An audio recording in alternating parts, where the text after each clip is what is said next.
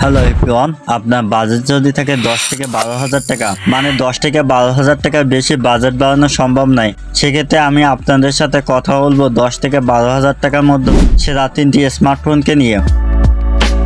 কারণ আমি অনেক রিসার্চ এবং অ্যানালাইটিস করে দেখেছি এই মুহূর্তে বাংলাদেশ মার্কেটে 10 থেকে 12,000 টাকার মধ্যে এই 3টি ডিভাইস হচ্ছে সেরা। তো আশা করি পুরো ভিডিওতে আমাদের সাথে কন্টিনিউ করবেন। অ্যান্ড আপনি যদি আমাদের চ্যানেলে নতুন দর্শক হয়ে থাকেন, মাস্ট বি চ্যানেলটি সাবস্ক্রাইব করুন এবং পাশে থাকা বেল বাটনটি অল প্রেস করুন। নাম্বার 1, শুরু করব টেকনোর একটি লেটেস্ট ডিভাইস দিয়ে, যেটা রিসেন্টলি লঞ্চ হয়েছে এবং মডেলটি হচ্ছে টেকনো স্পার্ক গো 2। এই ডিভাইসটির প্রাইস থাকছে 10,999 টাকা, 4x64 ভ্যারিয়েন্ট, দেখতে সেম টেকনো স্পার্ক গো 1 এর মতো। এছাড়া ফোনটিতে আইর ব্লাস্টারের মতো দরকারি সেন্সর দেওয়া আছে, যা দিয়ে আপনি টিভি, এসির মতো ইলেকট্রনিক ডিভাইস রিমোট ছাড়া কন্ট্রোল করতে পারবেন। ওয়েল, এখানে সামনের দিকে রয়েছে 6.6 ইঞ্চি 120 hertz resolution HD plus AMOLED এবং ডিসপ্লেটি হচ্ছে পাঞ্চুয়াল কাটার ডিসপ্লে। অন্যদিকে এই ফোনটি প্রসেসর হিসেবে রয়েছে ইউনিসোস T7500, র্যাম হিসেবে থাকছে 4GB এবং স্টোরেজ হিসেবে থাকছে 64GB।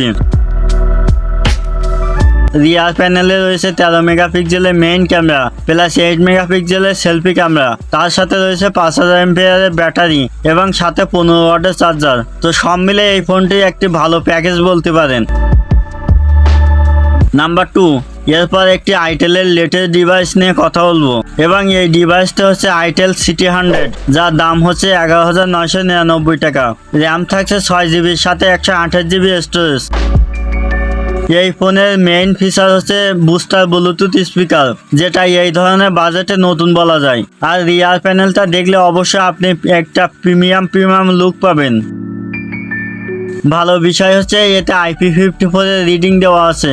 খারাপ দিক হলো আইটেলে এই ফোনে ইনস্টল করা আছে অ্যান্ড্রয়েড 14, অবশ্যই এখানে 15 হলে ভালো হতো। প্রসেসর হিসেবে রয়েছে এখানে ইউনিসোস 7250, যেটা বেসিক লেভেলের একটি চিপসেট এবং এখানে র্যাম টাইপ থাকছে UFS 2.2। সিটি 100 এর রিয়ারে রয়েছে 3টা ক্যামেরা মনে হলেও এখানে মূলত একটি ক্যামেরা রয়েছে, যেটা 13 মেগাপিক্সেলের, আর ফ্রন্ট বা সেলফি ক্যামেরা হিসেবে 8 মেগাপিক্সেলের। সাথে 5000 mAh ব্যাটারি সহ বক্সে পাবেন 18 ওয়াটের ফাস্ট চার্জার। সুতরাং এটা যে কনফিগার, তো এই বাজেটের মধ্যে পারফেক্ট বলা যায়।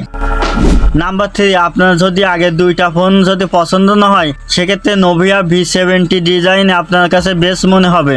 কারণ নোভিয়া দিচ্ছে 12,000 টাকা 8GB র্যামের সাথে 128GB স্টোরেজ। তাছাড়া এই ফোনটির সামনের দিকে রয়েছে পাঞ্চওয়ালযুক্ত কাটার ডিসপ্লে, ইভেন সাইড ফিঙ্গারপ্রিন্ট সেন্সরটা রেড কালারে দেওয়া হয়েছে।